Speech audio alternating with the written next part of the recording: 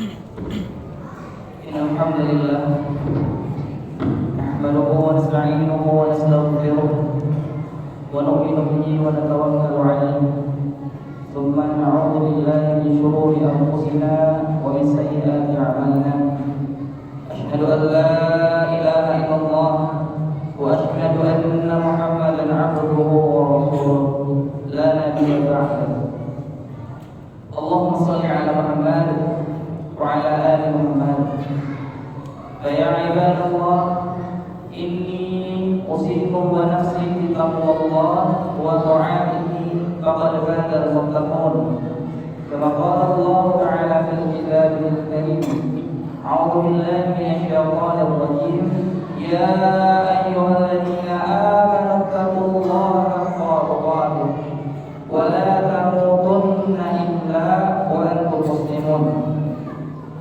وقال يا أيها الناس اتقوا ربكم الذي خلقكم من نفس واحدة وخلق منها زوجها وبث منهما رجالا كثيرا ونساء واتقوا الله الذي تساءلون به والأرحام إن الله كان عليكم رقيبا فقال الله تعالى في الكتاب الكريم أعوذ بالله من الشيطان الرجيم وقلنا للملائكة اسجدوا لآدم فسجدوا إلا إبليس أبى واستكبر وكان من الكافرين رب اشرح لي صدري ويسر لي أمري واحلل عقدة من لساني يفقهوا قولي اللهم ثبت عند موتنا لا إله إلا الله اللهم اجعلنا من الذين آمنوا وتواصوا بالحق وتواصوا بالصبر. Masyaallah muslimin rahimahullah. Terlebih dahulu mari sama-sama kita kembali bersyukur dan memuji Allah Subhanahu wa taala atas kesempatan yang masih Allah berikan kepada kita. Kita masih hadir beraktivitas di atas dunia ini. Waktu telah berganti, tahun telah berganti. Waktu terus berlalu, namun Allah ingatkan kepada kita. Azifatil azifah, yang dekat telah semakin dekat. Laisa laha min dunillahi kashifah, yang semakin dekat itu tak ada yang dapat mengetahuinya kecuali Allah. Apa min hadzal hadits ta'jabun? Apakah akan pemberitaan ini tentang pemberitaan dari Allah ini kalian masih saja belum terkejut? Wa tadhakuna wa la tabkun, sebaliknya kalian masih mampu untuk banyak tertawa. Wa la tabkun, sebaliknya kalian memperbanyak menangis karena waktu yang kalian miliki semakin sedikit kata Allah Subhanahu wa taala. Wa antum samidun, kebanyakan manusia itu masih saja lengah, lalai. Maka masyaallah muslimin rahimani wa iyyakum, untuk kesempatan yang masih Allah berikan kepada kita, untuk waktu yang masih ada ini, mari senantiasa hari-hari yang masih Allah berikan kepada kita ini kita manfaatkan untuk meningkatkan ketakwaan kita kepada Allah Subhanahu wa taala. Kita manfaatkan waktu-waktu yang masih Allah berikan ini untuk mempersiapkan pertemuan kita dengan Allah Subhanahu wa taala. Maka masyaallah muslimin rahimani wa iyyakum, insyaallah pada kesempatan khutbah yang berbahagia ini kita akan sama-sama mengambil pelajaran dari kisah yang Allah kisahkan dalam Al-Quran. Kisah tentang manusia pertama, Abul Bashar, bapaknya para manusia, Nabi Adam alaihissalam. Dan kemudian masyaallah muslimin perlu kita ketahui bahwa kisah Nabi Adam ini beserta nantinya kisah iblis yang enggan untuk sujud kepada Allah, itu dalam Al-Quran Allah kisahkan semuanya 7 kali di tempat yang berbeda, 7 atau sampai 8 kali di surah yang berbeda. Maka andai ini bukan sebuah berita yang penting, andai ini bukan sesuatu yang penting dan tidak mengandung pelajaran, tidak akan mungkin tentunya Allah sebanyak itu mengulang kisah ini.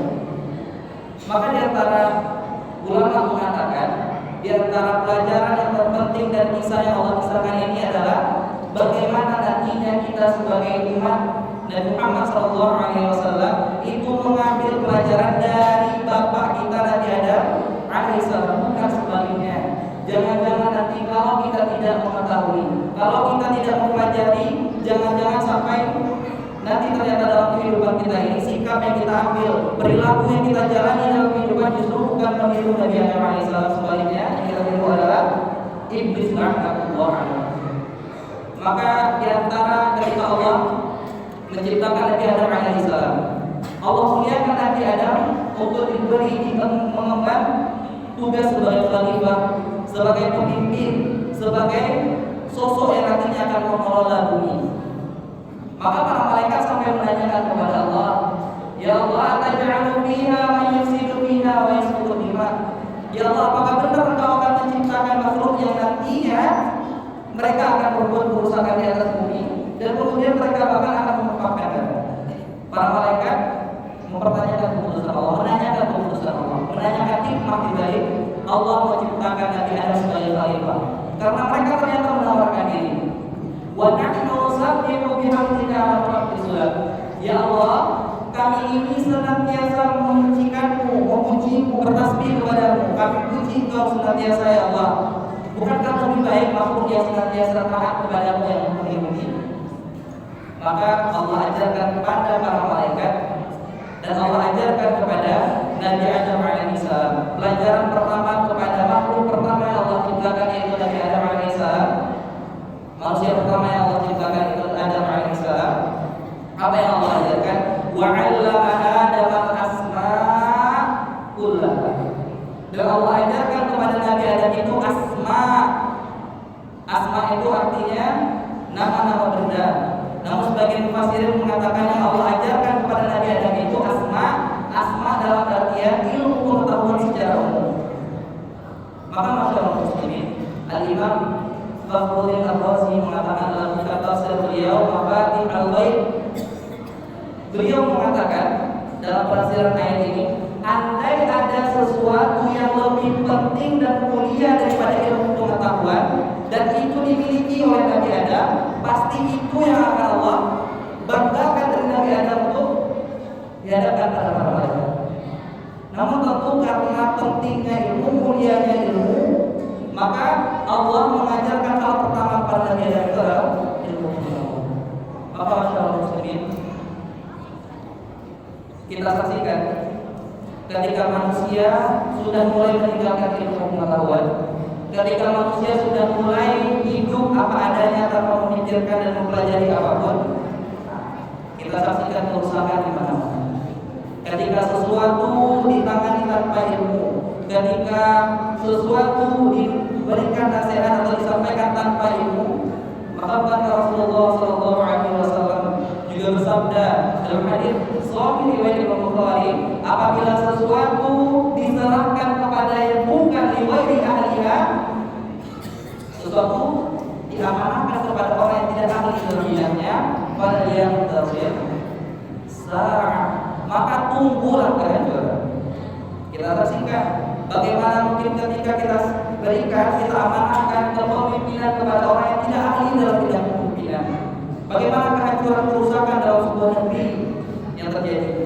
Ketika bahkan hal sederhana kita mungkin memiliki usaha bisnis dan lain sebagainya, kita serahkan bisnis kita itu kepada orang yang tidak ahli dalam bidang bisnis, apa yang akan terjadi? Bukankah benar kata Rasulullah, yang tafsir saat tunggulah kehancuran dari bisnis tersebut.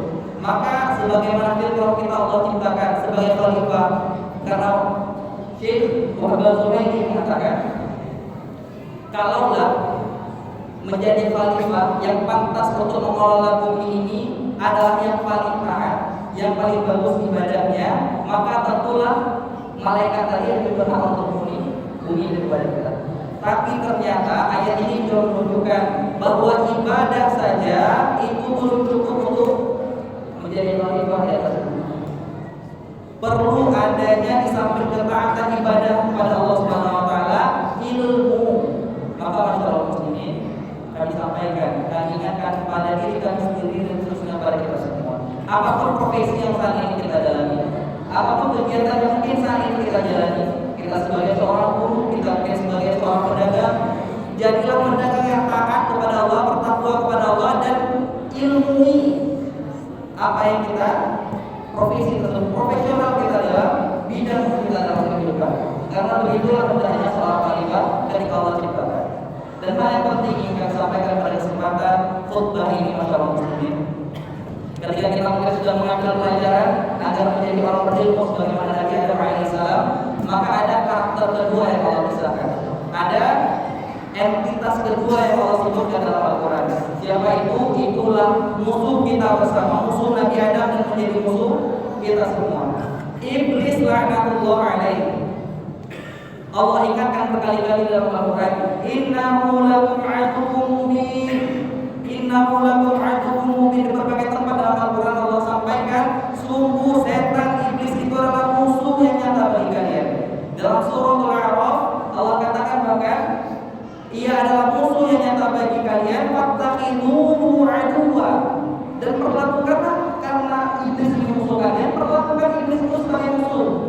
Jangan justru sebaliknya kita jadikan iblis sebagai badan, atau bahkan kita jadikan iblis sebagai teman atau bahkan saudara. Alhamdulillah. Maka bagaimana mungkin kita bisa menghindari perilaku iblis tanpa kita mempelajari apa yang menjadi sifat dan karakter iblis? Maka masyarakat muslim rahimani wa iyyakum, kita mengambil dan mempelajari sifat dari iblis yang harus kita hindari dari surah Al-Baqarah ini sebagaimana Allah sampaikan. Tatkala ketika Allah memerintahkan para malaikat untuk sujud, lalu ada satu entitas, satu makhluk yang enggan untuk sujud, enggan untuk menaati perintah Allah untuk sujud kepada Nabi Adam. Itulah iblis laknatullah alaihi. Lalu Allah sebutkan mengapa iblis ini tidak mau sujud. Ia tidak mau sujud ternyata karena ada dua sifat yang ada pada dirinya. Allah katakan aba. Iblis itu enggan. Iblis itu Allah sampaikan ia memiliki sifat yang tidak mau mentaati Allah. Lalu masyarakat muslimin rahimani wa iyyakum, tatkala kita sudah mendengarkan perintah Allah, tatkala kita sudah mendengarkan kewajiban-kewajiban yang Allah wajibkan kepada kita, maka jangan menjadi sebagaimana iblis. Iblis itu ia ketika Allah perintahkan enggan ia untuk melaksanakan kewajiban yang Allah perintahkan kepada kita. Maka di antara kita masyarakat muslimin, ini adalah hal yang penting juga kita ketahui. Tatkala mungkin ditanyakan kepada kita apa itu iman, kita akan menjawab keimanan itu adalah percaya. Iman artinya adalah percaya. Ketika dikatakan keimanan kepada Allah berarti mempercayai keberadaan Allah. Ketika dikatakan beriman kepada hari kiamat berarti percaya bahwa hari kiamat itu ada. Lalu apakah sesederhana itu pengertian iman? Apakah iman memang hanya sekedar percaya? Maka masyarakat muslimin, bukankah iblis itu kalau bicara soal percaya, ia jauh lebih percaya akan adanya Allah dibandingkan kita. Iblis itu berada di sisi Allah. Iblis itu bahkan berdialog langsung dengan Allah. Bagaimana mungkin makhluk yang berdialog dengan Allah tidak mempercayai adanya Allah? Maka ketika kita katakan keimanan itu adalah sekedar percaya akan keberadaan Allah, akan eksistensi Allah, maka itu tidak tepat. Tentu iblis itu jauh lebih beriman daripada kita. Dia langsung berdialog dengan Allah. Tapi apakah iblis ini minal mu'minin, bagian dari orang beriman? Ternyata tidak, sebaliknya. Allah katakan wa kana minal kafirin. Iblis ini bukanlah bagian dari golongan yang beriman, sebaliknya ia adalah makhluk di antara makhluk golongan yang kufur kepada Allah. Maka masyarakat muslimin, dalam hadis yang diriwayatkan oleh Imam Bukhari, Rasulullah mengatakan amarkum bil iman billah. Hadis sahih, Rasulullah katakan, aku memerintahkan kalian untuk beriman kepada Allah. Kemudian Rasulullah tanyakan, atadruna al iman billah? Apakah kalian tahu apa keimanan kepada Allah itu? Kemudian Rasulullah jelaskan, al iman billah anna syahadat alla ilaha illallah wa anna Muhammadan Rasulullah wa iqamis shalah wa ita'iz zakat wa shiyam Ramadan. Keimanan kepada Allah itu adalah kalian bersyahadat, mengakui, bersaksi bahwa tiada Tuhan selain Allah, kemudian kalian mendirikan sholat, kalian kemudian juga menunaikan zakat, dan kemudian kalian juga berpuasa Ramadan. Maka dari hadis ini, Syekh rahimahullah Abdul Aziz bin Abdullah bin Baz mengatakan, "Hada yadullu ala anna al-iman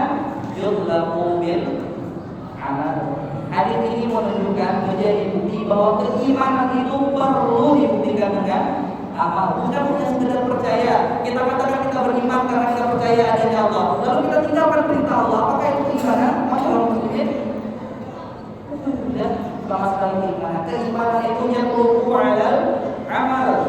Keimanan itu menuntut, mewajibkan ada pembuktian berupa amal. Maka masyaallah muslimin, jadilah kita pengikut ataupun orang yang meneladani Nabi Adam alaihissalam, bukan sebaliknya, meneladani musuh kita yang enggan untuk mematuhi Allah. Ia abah, ia tahu perintah Allah, ia enggan untuk mengerjakannya. Maka jangan sampai kita menjadi pengikut ataupun orang yang mengikut ajaran iblis. Maka seterusnya, masyaallah muslimin, sifat kedua yang perlu kita ketahui pada kesempatan yang singkat ini, yang Allah ceritakan, iblis itu memiliki sifat wastakbar, istikbar, sombong. Masyaallah muslimin, Allah katakan iblis itu memiliki sifat yang sombong, dan itu juga lah yang menyebabkan ia Allah campakkan dari surga. Dan perlu kita ketahui dalam hadis, bukankah Rasulullah katakan bahwa sombong itu adalah pakaian Allah? Satu-satunya yang berhak untuk sombong di permukaan dunia dan alam semesta ini hanyalah Allah. Dan tak ada tempat untuk kesombongan di dalam surga Allah Subhanahu wa taala. Sebagaimana bukankah Rasulullah alaihi wasallam juga mengatakan dalam hadis sahih riwayat Imam Muslim, la yadkhulul jannah man kana fi qalbihi dzarratun minal kibr. Tak akan masuk surga, kata Rasulullah, orang yang bahkan setitik saja ada kesombongan dalam hatinya. Bisa kita pahami dari apa yang Allah sampaikan, iblis itu Allah usir dari ukhruj innaka minas saghirin, keluar engkau dari surga, sungguh engkau ini bagian dari makhluk yang hina. Ketika ia menyombongkan diri, sebaliknya Allah bantah, engkau bukan orang yang besar, engkau bukan makhluk yang mulia. Innaka minas saghirin, orang yang sombong itu Allah balikkan kepadanya bahwa setiap yang merasa sombong, merasa mulia, sebaliknya kata Allah, orang yang merasa sombong itu sebaliknya dia adalah orang yang sebenarnya hina. Dan tak ada tempat untuk kesombongan dalam surga, sekali lagi masyaallah. Lalu ini menjadi pelajaran penting bagi kita semua, bagi diri kami yang menyampaikan seterusnya, bagi kita semua yang hadir pada kesempatan kali ini. Dan perlu kita ingat-ingat bahwa juga perlu kita ketahui, Rasulullah dalam hadis tadi melanjutkan, lalu apa yang dimaksudkan dengan sombong? Kapan seseorang itu dikatakan dia sebagai orang yang sombong? Maka Rasulullah katakan dalam hadis tersebut, batarul haq, dua indikasi kesombongan itu, salah satunya kata Rasulullah, batarul haq, menolak akan kebenaran. Ketika kita sudah tahu ini benar, ini salah, ini halal, ini haram, ini perintah Allah, ini larangan Allah, tapi ketika kita masih mengambil hal yang negatif, mengambil jalan yang negatif, berarti bukankah itu masuk pada kesombongan? Bukankah berarti kita sudah menolak kebenaran? Padahal sudah disampaikan berbagai macam dalil kepada kita, ini haram, itu haram, judi itu haram, sampai kepada kita tahu persis dalilnya, ustaz-ustaz kita telah menyampaikannya. Kalau kita tahu kebenaran namun masih kita tolak, bukankah itu bentuk kesombongan? Sebagaimana disampaikan Rasulullah SAW tadi. Maka bentuk kesombongan yang pertama itu adalah batarul haqq, menolak kebenaran. Lalu kesombongan yang kedua, masyaallah muslimin, indikator kesombongan yang kedua kata Rasulullah dalam hadis riwayat Imam Muslim tadi adalah wa ghamtun nas, merendahkan orang lain. Maka iblis tadi ketika Allah tanyakan kepadanya, ma mana'aka alla tasjuda id amartum, wahai iblis, apa yang menahanmu, apa yang membuat engkau enggan untuk sujud kepada Adam ini, bahkan ketika aku sendiri yang memerintahkanmu untuk sujud. Bukan Adam yang menyuruhmu untuk sujud kepada dirinya sendiri, tapi aku yang memerintahkanmu untuk sujud kepadanya. Lalu apa jawaban iblis? Ana khairum minhu. Iblis mengatakan, mengatakan, ya Allah, aku ini lebih baik darinya ya Allah. Ia menggunakan akalnya yang sangat akal, kemudian dia katakan kepada Allah, khalaqtani min nar, ya Allah, Engkau kan telah menciptakan aku dari api ya Allah. Wa khalaqtahu min tin, sedangkan ia cuma dari tanah Engkau ciptakan ya Allah. Bukankah api lebih baik daripada tanah ya Allah? Logika iblis. Maka sifat kesombongan yang ada pada iblis itu adalah sering mengatakan, ana khairun minhu, aku lebih baik daripada dia, aku lebih mulia daripada siapapun. Ini adalah perkataan iblis masyaallah muslim. Bentuk kesombongan dengan mengatakan kita lebih baik dan kemudian kita merendahkan orang lain. Oh, usaha kita jauh lebih maju, bisnis kita lebih besar, bisnis dia belum berjalan. Kita lebih baik dalam belajar, kita lebih baik dalam kita memiliki aset yang banyak, sedangkan yang lain belum memiliki aset. Oh, kita sudah memiliki rumah permanen, oh dia kan masih ngontrak. Aku lebih baik berarti daripada dia.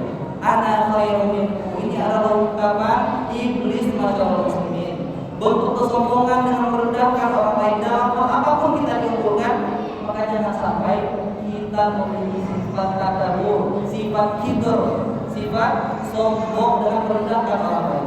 Termasuk ketika kita mungkin sudah mulai mendekatkan diri kepada Allah. Terkadang ketika kita sudah mulai belajar agama Allah, kita sudah mulai menemukan sunnah-sunnah Allah yang benar. Di situ ternyata ketika kita berusaha mendekatkan diri kepada Allah Subhanahu wa taala, setan ternyata tidak tinggal diam juga. Setan tetap berusaha memplesetkan kita. Ketika kita sudah mulai mengaji, kita sudah mulai mengetahui bagaimana beragama yang benar, di situ ada setan tetap datang, iblis datang. Dia susupi hati kita dengan mungkin mengatakan, oh ibadah saya lebih bagus. Oh ya mungkin bapak yang sholat belum sempurna, belum sesuai dengan ketentuan. Jika dahulu sebelum kita taat kepada Allah, sebelum kita belajar, hati kita menjadi hati yang lapang. Namun terkadang ketika justru setelah kita belajar agama Allah, pada itu ternyata iblis datang dan menghasut kita, mengompor-ngompori hati kita agar kita merasa lebih baik daripada orang lain, baik itu dalam peribadatan dan lain sebagainya. Maka masyaallah muslimin, lagi-lagi sekali lagi ini adalah sifat iblis la'natullah, merasa sombong. Tak ada tempat untuk kesombongan dalam surga Allah Subhanahu wa taala. Maka perhatikan siapa yang akan kita ikuti masyaallah muslimin. Jangan sampai kita menjadi pengikut iblis. Sebaliknya ikutilah teladan kita, yaitu Nabi Adam alaihissalam sebagaimana yang Allah kisahkan sebagai muslim. Fa'tabiru ya ulul absar.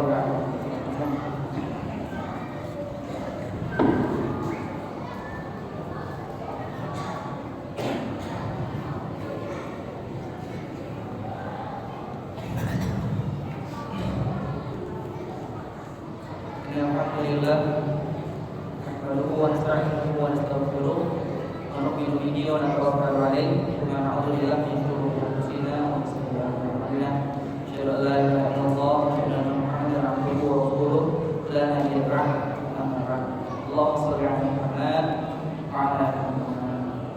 Ma'asyiral muslimin, hadirin sidang salat Jumat yang dirahmati Allah Subhanahu wa taala. Sebagaimana di khutbah yang pertama tadi, kita berusaha untuk meneladani Nabi Adam alaihissalam dan kita mempelajari sifat-sifat iblis agar nantinya kita bukan menjadi pengikut daripada iblis laknatullah alaihi. Maka di antara pelajaran penting yang kami sampaikan pada kesempatan yang singkat ini, apa persamaan antara Nabi Adam alaihissalam dan iblis laknatullah? Maka Nabi Adam itu Allah tempatkan di surga terlebih dahulu. Kemudian Allah memberikan satu syarat kepada Nabi Adam alaihissalam. Wala taqrabu hadhihi syajarah. Uskun anta wa zawjuka jannah. Tinggal engkau dan istrimu di surga ini makan semua yang engkau mau, tapi ada satu syarat, wala taqrabu hadhihi syajarah. Jangan engkau dekati pohon.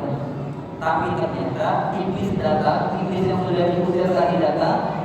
ia telah bersumpah akan menyesatkan seluruh anak keturunan Adam, bahkan dimulai dari Nabi Adam sendiri. Maka ia berhasil menghasil Nabi Adam untuk mendurhakai Allah Subhanahu wa taala. Maka pelajaran penting di sini masyaallah muslimin. Memang bapak kita Abul Bashar Nabi Adam alaihissalam juga pernah mendurhakai Allah Subhanahu wa taala. Allah melarangnya akan sesuatu, ternyata ia lakukan. Itu ya menyebabkannya fa'azallahu syaitan, setan menggelincirkan Nabi Adam dan Hawa untuk akhirnya mengundang kemurkaan dan kemarahan Allah. Maka ada titik persamaan antara Nabi Adam dan Iblis ma'akallah. Ada titik persamaan, sama-sama pernah melakukan kesalahan. Tapi pelajaran pentingnya, mengapa kita harus meneladani Nabi Adam alaihissalam? Bukankah ketika Nabi Adam melakukan kesalahan, ia segera mencari cara untuk bertobat kepada Allah? Ia akui kesalahannya, ia tidak mencari pembenaran atas kesalahan yang dia lakukan. Maka muncullah doa Nabi Adam yang sering kita mungkin membacanya dalam kehidupan kita sehari-hari. Rabbana zalamna anfusana wa illam taghfir lana wa tarhamna lanakunanna minal khasirin. Ya Allah, kami zalim terhadap diri kami sendiri ya Allah. Mendurhakai itu adalah bentuk kezaliman terhadap diri kami sendiri ya Allah. Kami akan rugi ya Allah. Andai Engkau tak memaafkan kami ya Allah, andai Engkau tidak merahmati kami ya Allah, pasti kami bagian dari orang-orang yang zalim. Nabi Adam ketika melakukan kesalahan, ia langsung bertobat kepada Allah Subhanahu wa taala. Sebaliknya lihat Iblis laknatullah alaihi, ketika ia melakukan kesalahan dan kedurhakaan kepada Allah, ia bukannya mencari ampun, ia bukannya mengakui kesalahannya, sebaliknya ia mencari kebenaran. Allah di debatnya. Bahkan ketika Allah sudah mengusirnya, ia malah bersumpah di hadapan Allah akan menyusahkan anak keturunan Adam. Maka sekali lagi, perbanyak kita mengikuti meneladani Nabi Adam alaihissalam dengan senantiasa bertobat untuk seluruh kesalahan yang kita lakukan. Bahkan generasi dari Rasul kita Nabi Muhammad alaihissalam, bukan Rasulullah pernah mengatakan, kullu bani Adam khata'un, seluruh anak Adam itu pasti pernah melakukan kesalahan. Sebagaimana Nabi Adam melakukan kesalahan, anak keturunan Adam juga memungkinkan untuk melakukan kesalahan. Wa khairul khata'in, akan tetapi sebaik-baik yang melakukan kesalahan atau sering untuk bertobat sebagaimana Nabi Adam tadi bertobat ketika melakukan kesalahan. Maka jangan menjadi subhanallah yang sombong, tak ada tempat untuk sombongan dalam surga Allah Subhanahu wa taala, dan juga jangan menjadi iblis yang selalu mencari pembenaran atas kesalahan yang dilakukan. Innallaha wa malaikatahu yusholluna 'alan ya ayyuhalladzina amanu shallu 'alaihi wa sallimu taslima. Allahumma shalli 'ala Muhammad wa 'ala ali Muhammad kama shallaita 'ala Ibrahim wa 'ala ali Ibrahim innaka Hamidum Majid. Wa barik 'ala Muhammad wa 'ala ali Muhammad kama barakta 'ala Ibrahim wa 'ala ali Ibrahim innaka Hamidum Majid. Allahumma ighfir lil muslimina wal muslimat wal mu'minina wal mu'minat al-ahya'i minhum wal amwat bi rahmatika ya arhamar rahimin. Rabbana zalamna anfusana wa illam taghfir lana wa tarhamna lanakunanna minal khasirin. Allahumma 'izzal Islam wal muslimin wa aghlil kafarata wal musyrikin wa dammir a'da'aka a'da'ad-din. Allahumma ansur ikhwanana al-muslimin fi Palestin. Allahumma ansur ikhwanana al-muslimin fi Gaza. Allahumma ansur ikhwanana al-muslimin fi Suriah. Allahumma ansur ikhwanana al-muslimin fi kulli makan.